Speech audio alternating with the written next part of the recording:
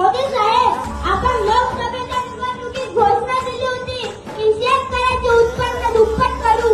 शेतकऱ्याचे उत्पन्न दुप्पट न सोडा अर्धे करून ठेवले. फडणवीस साहेब, आपण विधान